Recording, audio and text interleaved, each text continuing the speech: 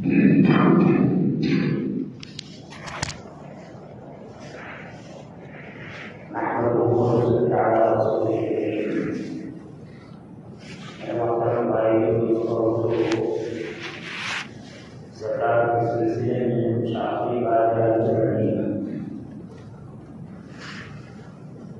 طور پر ہمارے معاشرے میں زکوٰۃ دینے والے کی بجائے لینے والے کو زیادہ ہے۔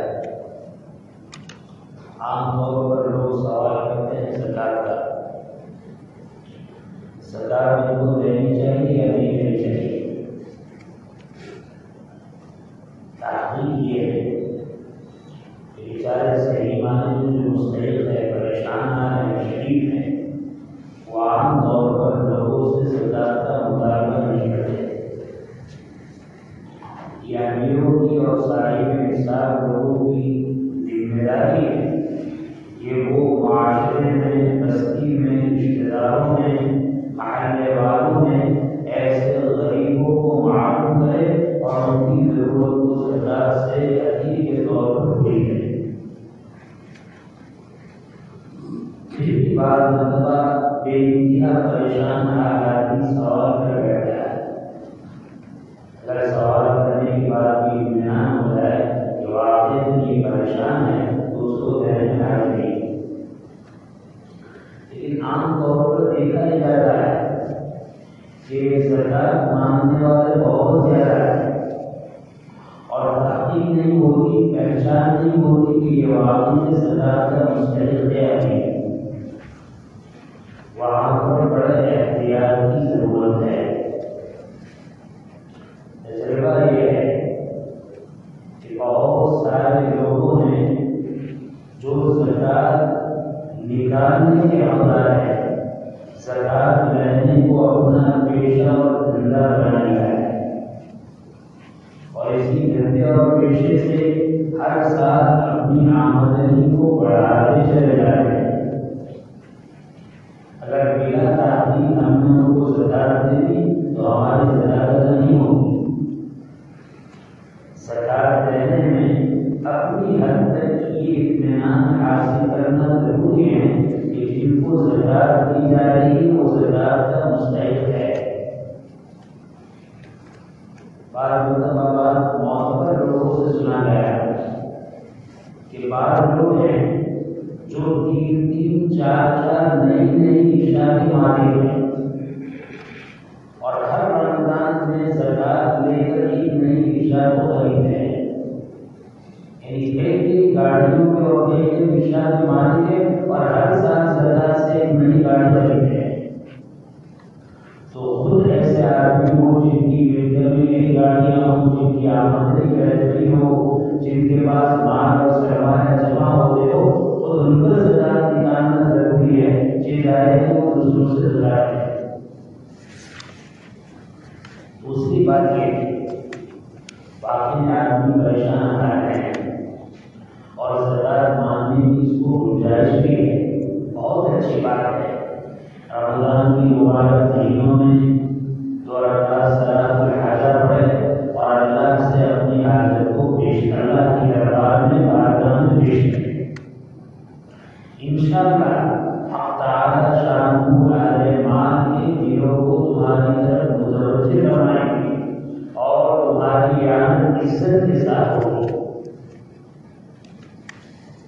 دوسری بات یہ کہ جو حضرات زکوٰۃ کے مستحق نہیں ہیں، زکوٰۃ لینے کے حقدار نہیں ہیں، وہ اگر زکوٰۃ لیتے ہیں تو عام طور پر دیکھا ہی جاتا ہے کہ جو زکوٰۃ کا حقدار نہیں اور زکوٰۃ لیتا ہے، سب سے بڑی خباثت اس کی طبیعت پر یہ پڑتی ہے کہ اس کے بعد وہ حلال کمائی نہیں کرتا، کوئی پیشہ اختیار نہیں کرتا، کوئی تجارت، کوئی نوکری، کوئی ملازمت، کوئی کام نہیں کرتا، وہ اسی کو اپنا پیشہ بناتا ہے۔ ہمارے گجرات میں کہتے ہیں آٹھا اڑم ہوئی، یعنی کہ اس کو کام کرنے کی ضرورت نہیں چاہتی، وہ چاہتا ہے کہ یہ میرا پیشہ ہے۔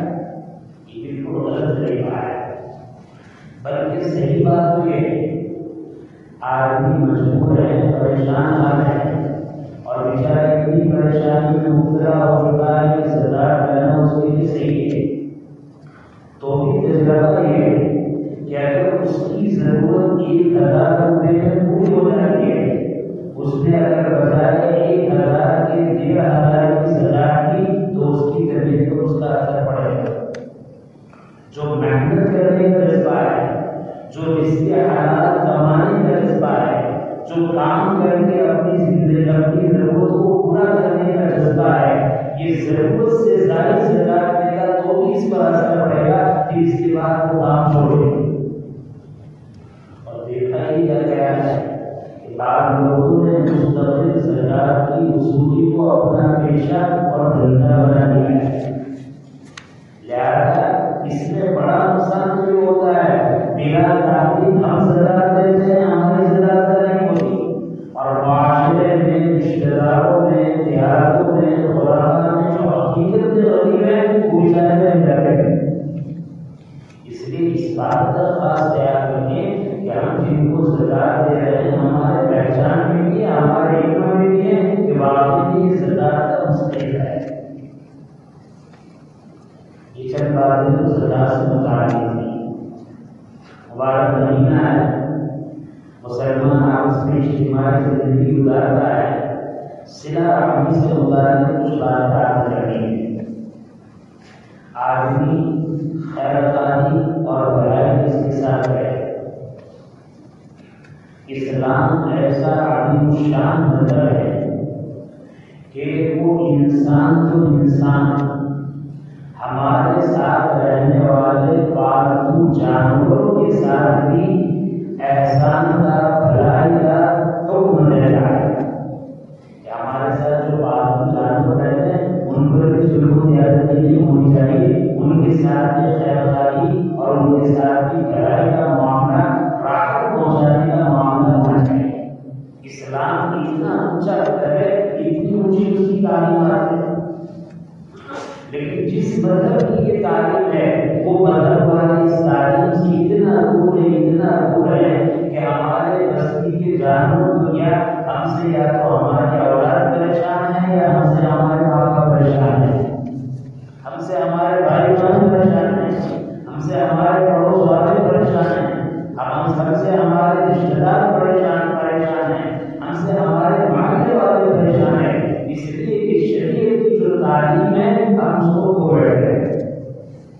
نبی کریم صلی اللہ علیہ وسلم نے ارشاد فرمایا، رضا الرحمن فی رضا الوالد وسخط الرحمن فی سخط الوالد، اور علیہ الصلوۃ والسلام حق تعالی شانوں کی رضامندی والدین کی رضامندی میں ہے، اور اللہ تعالی کی ناراضگی والدین کی ناراضگی میں ہے۔ حضرت معاویہ بن حیدہ رضی اللہ تعالی عنہ نبی کریم صلی اللہ علیہ وسلم کی خدمت میں حاضر ہوئے اور حاضر ہونے کے بعد عرض کرنے لگے، مجھے کسی کے ساتھ بھلائی کا معاملہ کرنا ہے، صلہ رحمی کرنی ہے، خیر خواہی کرنی ہے، میں سب سے پہلے اس سے بھلائی کروں، اس سے خیر خواہی کروں، اس سے صلہ رحمی کروں۔ نبی کریم صلی اللہ علیہ وسلم نے ارشاد فرمایا، اپنی والدہ سے۔ انہوں نے پھر سوال کیا، ان کے بعد کہاں تھے والدہ سے، کہاں پھر اس کے بعد کہاں پھر تیری والدہ سے، پھر ان کے بعد کہاں تیرے والد سے، اور ایک روایت میں اس کے بعد تیرے قریبی رشتہ دار سے، پھر دوری رشتہ دار سے۔ معلوم ہوا آدمی خیر خواہی کرنا چاہے، حسن سلوک کرنا چاہے، بھلائی کا معاملہ کرنا چاہے تو بھلائی میں سب سے بہترین ذات اگر انسان کے لیے ہے وہ اس کے والدین ہیں، اس کے ماں باپ ہیں۔ ماں باپ کے ساتھ خیر خواہی اور بھلائی کیا ہے؟ ماں باپ کے ساتھ خیر خواہی اور بھلائی ہے دل سے ان سے محبت کرے، ان کا ادب احترام کرے، ان کی جسمانی خدمت کرے۔ اللہ نے مال و دولت کیا ہے، مالی خدمت کرے، ان کے سامنے اونچی آواز سے نہ بولے، وہ کوئی بات ہے تو اس کو شریعت کے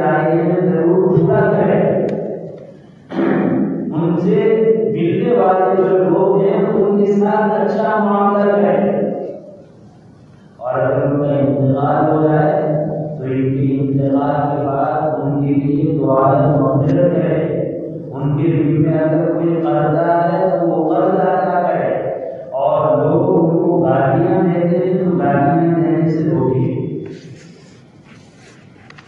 امام بخاری رحمۃ اللہ علیہ نے کوئی کام کی بات کی ہے، فرماتے ہیں ہمیں ایسی دعائیں پہنچی ہے، بعض بندے ایسے ہوتے ہیں جو زندگی میں والدین کے فرما بردار ہوتے ہیں، لیکن ان کے انتقال کے بعد وہ نافرمان شمار ہوتے ہیں، اور بعض لوگ ایسے ہیں جو زندگی میں نافرمان ہوتے ہیں اور ان کے انتقال کے بعد فرما بردار شمار ہوتے ہیں۔ دیکھو اس کا مطلب یہ والدین ایسی شخصیت ہیں جن کی ذرہ برابر کبھی نافرمانی نہیں کرے، ہمیشہ ان کو خوش رکھا جائے، ہمیشہ ان کی خدمت کی جائے، ہمیشہ ان کی دلجوئی کی جائے۔ حضرت معاویہ ابن جاہمہ رضی اللہ تعالیٰ عنہ فرماتے ہیں کہ حضرت جاہمہ نبی کریم صلی اللہ علیہ وسلم کی خدمت میں حاضر ہوئے، اور حاضر ہونے کے بعد آپ نے کیا اللہ کے رسول جہاد میں جانے کا ارادہ ہے، آپ کا کیا مشورہ ہے؟ تاکہ والدہ حیات ہے، تاکہ ان کی خدمت کرو، ان کے پاؤں درے جنت ہے، والدہ کا مقام بنا ہے۔ اور پہلی حدیث جو بتائی اس میں 3 مرتبہ آپ نے ارشاد فرمایا، پہلے والدہ کے ساتھ سلوک کرو، والدہ کے ساتھ سلوک کرو، والدہ کے ساتھ سلوک کرو، چوتھے نمبر پر فرمایا والدہ کے ساتھ سلوک کرو۔ علماء نے لکھا ہے کہ قیم رحمۃ اللہ علیہ کہتے ہیں اس لیے کہ والدہ کی 3 قربانیاں بہت بڑی ہیں۔ سب سے پہلے قربانی بچے کو حمل کی شکل میں پیٹ میں اٹھائے رکھنا، دوسری قربانی جب بچہ تیار ہوتا ہے تو بچے کو پیٹ سے نکالنا، بچے کا پیٹ سے نکلنا، تو حمل کو اٹھانا، حمل کا نکلنا، بچے کا پیدا ہونا، اور بچہ پیدا ہو جائے تو پھر اس کو دودھ پلانا۔ یہ 3 بہت بڑی قربانیاں ہیں، اس لیے نبی کریم صلی اللہ علیہ وسلم نے خیرخواہی کے لیے پہلے 3 مرتبہ والدہ کو مقدم فرمایا، اور پھر چوتھے نمبر پر بات کو کیا کہ پھر خیرخواہی کرو بعد میں۔ اور اللہ نے لکھا اس حدیث کی روشنی میں کہ ایک ہے فرمانبرداری اور ایک ہے خدمت اور فرمانبرداری میں خدمت کے اعتبار سے والدہ مقدم ہے، اور اطاعت اور فرمانبرداری کے اعتبار سے والد مقدم ہے۔ اور اس کو مثال سے سمجھایا، مان لو کہ 2 بستر ہے، بستر پر والد صاحب نے، بستر پر والدہ ہے، اور دونوں نے ناک میں پانی ڈالا، تو شریعت کا حکم یہ ہے کہ پہلے پانی پیش کرو والدہ کی خدمت میں، پھر پلاؤ والد صاحب کو، اس لیے کہ خدمت کے اعتبار سے، دہیش کے اعتبار سے والدہ والد پر مقدم ہے۔ اور اگر کسی کام کے کرنے کا حکم کرے کہ یہ کرو وہ کرو تو اس میں بجائے والدہ کے والد کو مقدم کرو۔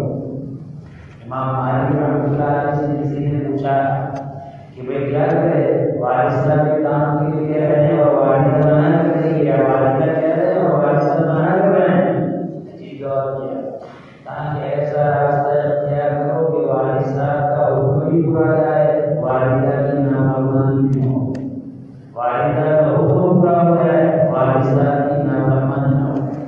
یہ بہت بڑی چیز ہے۔ روایت میں آتا ہے، بیہقی کی روایت ابن عباس رضی اللہ عنہ فرماتے ہیں جس فرمانبردار بیٹے نے ایک نگاہ شفقت کی اپنے والد پر یا اپنی والدہ پر ڈالی، حق تعالی شان ایک شفقت کی نگاہ ڈالنے پر ایک حج مبرور کا ثواب اس کو عطا فرمائے۔ کتنے اشارے اللہ کے بندے ہیں جو پیسے نہ ہونے کی وجہ سے، وظائف کا ثواب نہ ہونے کی وجہ سے حج کے ثواب سے معلوم ہے، حج کو نہیں کر سکتے۔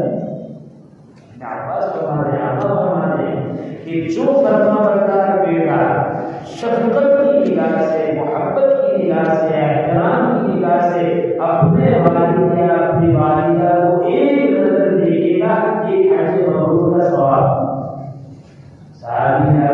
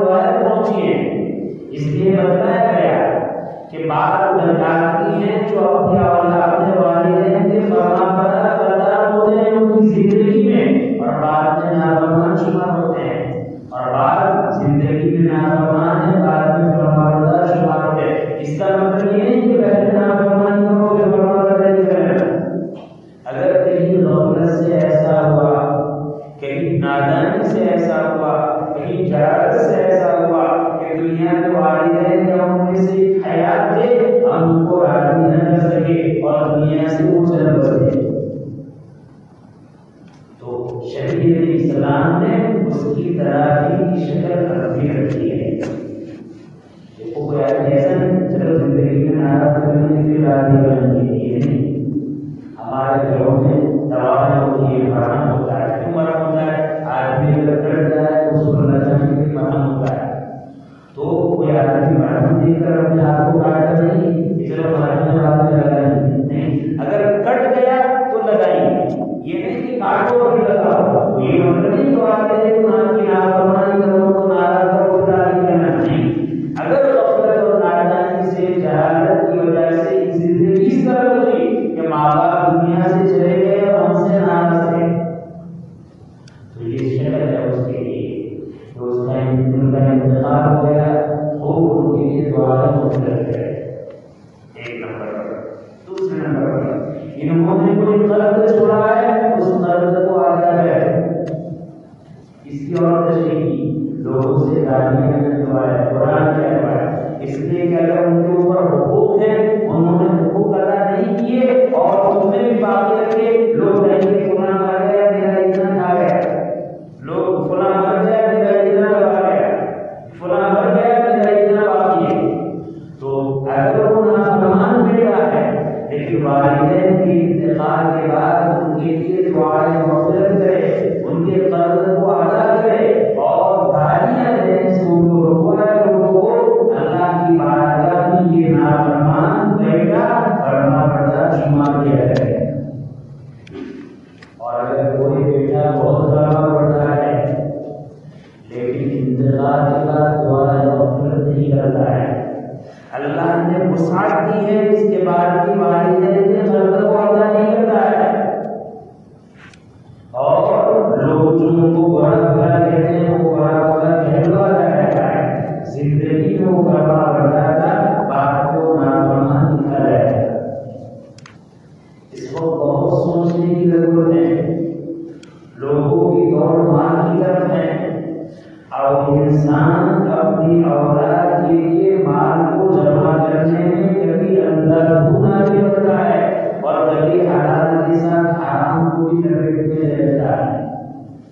کبھی اپنے حصے کے ساتھ بھائی کے حصے کو دبا لیتا ہے، کبھی اپنے حصے کے ساتھ بہن کے حصے کو دبا لیتا ہے، کبھی بھانجے اور بھتیجے کے حصے کو دبا لیتا ہے. کیوں؟ میری اولاد پیچھے نہ ان کو کام آ جائے. اگر والدین سے ایسی غلطی ہو گئی اور والدین دنیا سے چل بسے تو انہوں نے تمہاری دنیا آباد کی ہے لیکن ان بیچاروں سے غلطی ہوئی ہے کہ اپنی آخرت کو برباد کیا ہے. تم فرما بردار ہے، تمہاری فرما برداری کا یہ نتیجہ یہ ہونا چاہیے، تمہاری فرما برداری کا سکون یہ ہونا چاہیے، تمہاری فرما برداری کا جذبہ یہ ہونا چاہیے، ذمہ داری یہ ہونی چاہیے کہ جو حقوق تربیاں ہوئی ہے ایک ایک حقوق کو ادا کرے. اگر باپ نے اپنی بہن کا حصہ نہیں کیا ہے بہن کا حصہ دیوا ہے. اگر پھوپھی کا حصہ باقی ہے اس کو ادا کرے. اگر ایسا ادا کیا تو پھوپھی بھی کہے گی کہ بھائی کا حصہ مجھے مل گیا. گالیاں دلوانے ضرور کیا، اللہ کا قرض کو ادا کر دیا. تمہارے لیے انہوں نے اپنی عقیدت کو برباد کیا تھا، تم نے دنیا ادا کر کے ان کی عقیدت کو آباد کر دیا. پہلے نافرمان سے فرما بردار شمار ہوئی. ضرور اس بات میں کہ آدمی اپنے والدین کے ساتھ بہت ہی زیادہ اس میں سلوک کا معاملہ ہے، بہت ہی زیادہ خیال خواہی کا معاملہ ہے. ایسا معاملہ ہے روایت تو عجیب بات آتی ہے. آپ صلی اللہ علیہ وسلم نے ارشاد فرمایا بڑے گناہوں سے آپ پہلا بڑا گناہ یہ کہ آدمی اللہ کے ساتھ شرک کرے. دوسرا بڑا گناہ یہ آدمی اپنے والدین کی نافرمانی کرے. تیسرا بڑا گناہ یہ آدمی کسی معاملے میں جھوٹی گواہی دے. اور بڑا گناہ آپ نے بتایا شرک کے بعد بڑا گناہ بتایا والدین کی نافرمانی کرنا. اسی کی روایت میں آتا ہے نبی کریم صلی اللہ علیہ وسلم نے ارشاد فرمایا تم میں سے کوئی آدمی اپنے ماں باپ کو گالیاں دے. صحابہ رضی اللہ عنہ کا زمانہ اور پاکستان زمانہ تھا. حیرت میں پڑ گئے اور سوچنے کی بات ہے کوئی نیا مدعا سامنے آتا ہے تو آدمی کو حیرت ہوتی ہے. معلوم والدین کو زمانے جاہلیت میں اس کا رواج نہ ہو.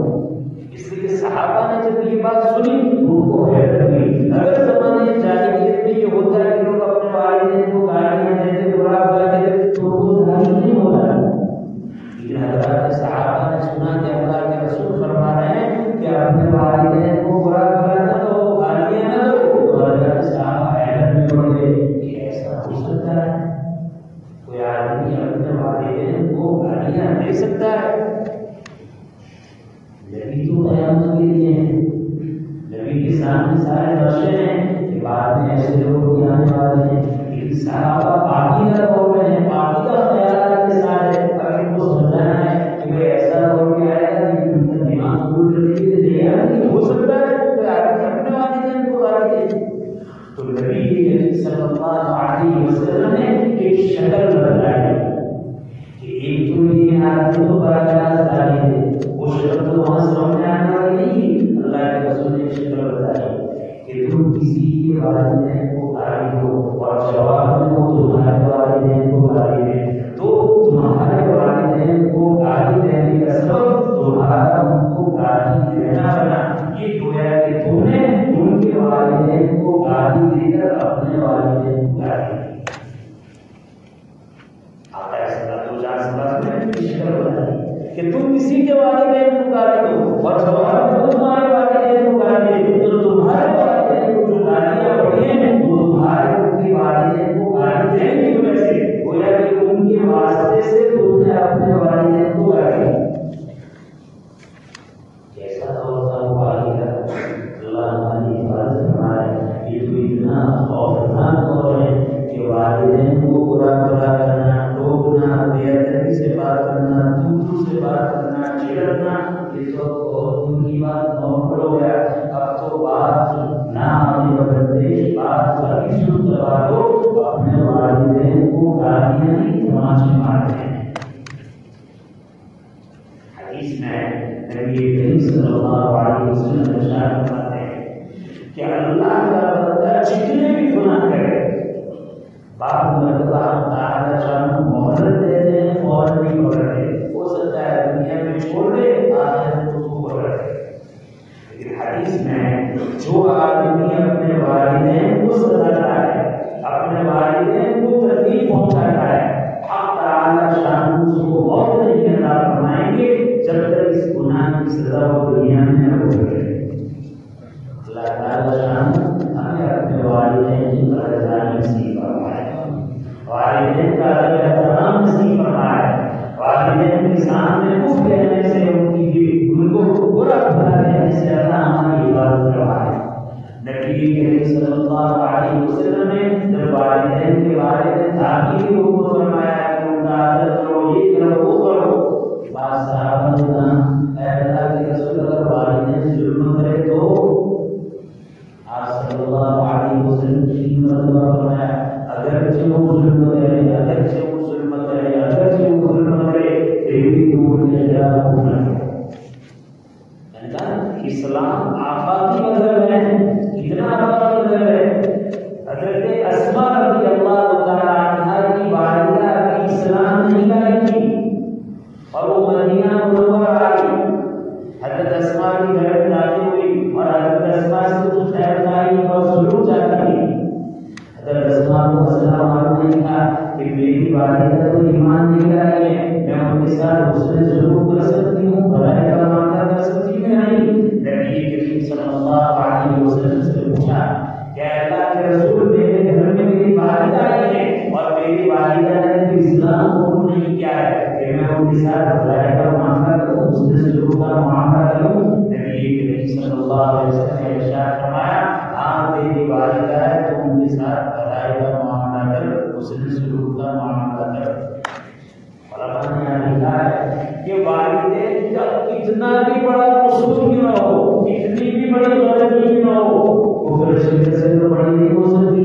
یہاں والدین ایمان، والدہ ایمان نہیں لائی ہے، اس کے باوجود آپ فرماتے ہیں کہ ان کے ساتھ حسن سلوک کرے.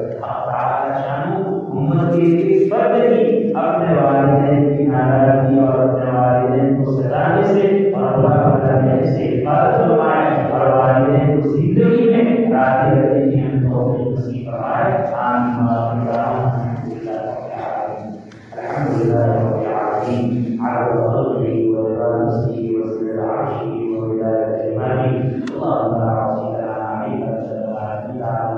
اللهم صل على محمد كلما ذكره الذاكرون وصل على محمد كلما غفر به الغافلون.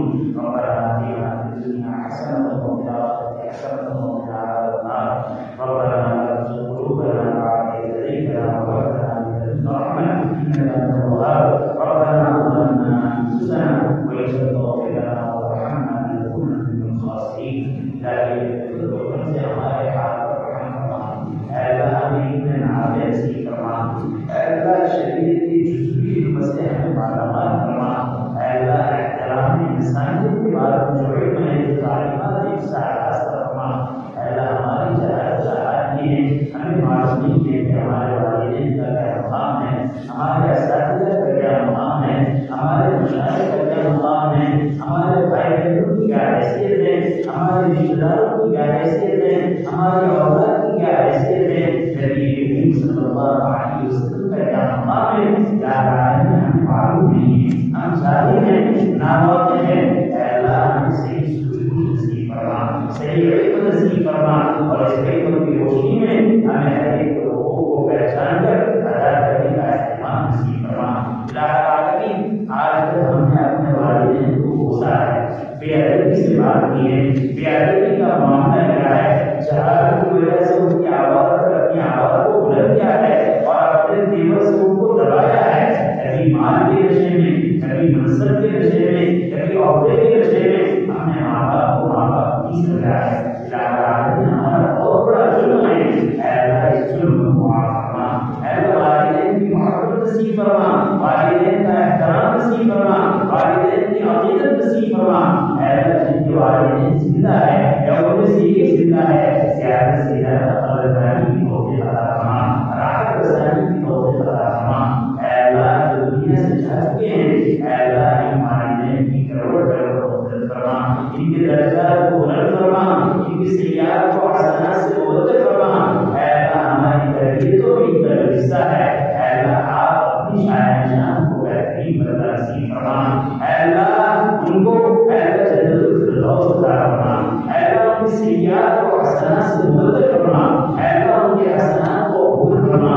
اے اللہ جتنے تیرے بندے اے اللہ اور اپنے والدین کے نافرمان ہیں اور آپ کے والدین کو ناراض کیے ہوئے ہیں, اے اللہ ان کو صحیح سمجھ نصیب فرما, صحیح سلوک نصیب فرما. نبی کریم صلی اللہ علیہ وسلم کی ارشادات کی روشنی میں اپنے دیور کو ختم کرنے کی توفیق عطا فرما, جھکنے کی توفیق عطا فرما, آپ کی ترقی کی توفیق عطا فرما. ماں باپ کو ماں باپ سمجھتے ہوئے بہترین اس کے سلوک کی توفیق عطا فرما. اے اللہ یہ تو ایسی نعمت ہے کہ کوئی آدمی اپنے ماں باپ کی نافرمانی کرتا ہے تو تدبیری طور پر اس کی اولاد اس کی نافرمانی کرتے ہیں. اے اللہ ہم کیا اپنے ماں باپ کی نافرمانی کریں گے, ماں باپ کی نافرمانی کر کے اولاد کو نافرمان بنا رہے ہیں. اے اللہ اس سے ہماری حفاظت فرما. اے اللہ اس سے ہماری حفاظت فرما. اے اللہ ہمیں اولاد کی قدر بھی نصیب فرما, اولاد کی بہترین تعلیم اور تربیت کا اہتمام نصیب فرما. اولاد کے دلوں میں ماں باپ کی عادت کو بٹھا دیجیے, ماں باپ کے احترام کو بٹھا دیجیے, ماں باپ سے اس کے سلوک کی تربیت بنا دیجیے. اے اللہ خیر کو مقدر فرما دیجیے. اے اللہ شر سے حفاظت فرما دیجیے. اے اللہ شر مقدر چل رہا ہے, اے اللہ ہماری مدد فرما, ہمارے والدین کی مدد فرما, ہمارے بھائی بہنوں کی مدد فرما, ہمارے اساتذہ اور مشاہد کی مدد فرما. اے اللہ جتنے مدد مسلمان کی مدد فرما.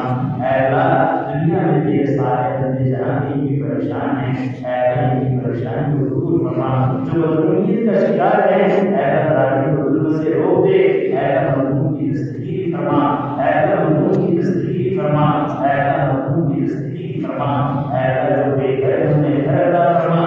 اے اللہ جو ننگے ہیں ان کو پہنا دیجیے, جو بھوکے ہیں ان کو کھلا دیجیے, جو پیاسے ہیں ان کو پلا دیجیے. اے اللہ جو بے گھر ہیں ان کو گھر نصیب فرما. اے اللہ جو بے سہارا ان کا سہارا بنا. اے اللہ ہماری ضرورتوں کو اپنے خزانے خیر سے پوری فرما. اے اللہ ہمارے مبارک میں ہمیں کسی کا دسترگر نہ بنا, کسی کا محتاج نہ بنا. اے اللہ آپ کے علاوہ کسی کے سامنے ہمارے ہاتھ پھیلے اس سے ہماری حفاظت فرما.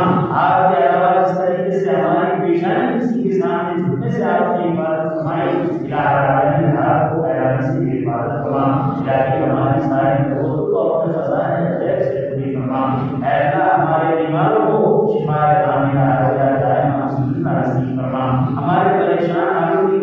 ناقص کو دور فرما، حاجت مند کی حاجت کو پورا فرما۔ اے اللہ جو جس مصیبت میں مبتلا ہے، جو جس بیماری میں مبتلا ہے، جو جس پریشانی میں مبتلا ہے، اے عالم بلا صدور آپ کی پریشانی کو دور فرما دیجیے، حاجت کو پورا فرما دیجیے، عاقبت کو بنا دیجیے، ہماری گھر و عافیت خیر مقدر فرما کر جلی شروع اور فتن سے پورے کو حفاظت فرما دیجیے۔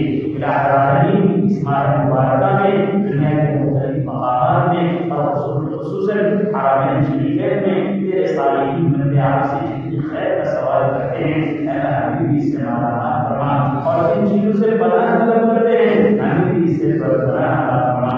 اے اللہ ہماری دعا کو اپنے فضل و کرم سے، اپنے اسماء حسنہ کی برکت سے، ادا کے انبیاء اور رسول علیہ السلام اس وقت قبول فرما۔ ربنا تقبل منا انك انت السميع العليم وتب علينا انك انت التواب الرحيم، وصلى الله تعالى على خير خلقه سيدنا مولانا محمد واله وصحبه اجمعين، امين برحمتك يا رب العالمين۔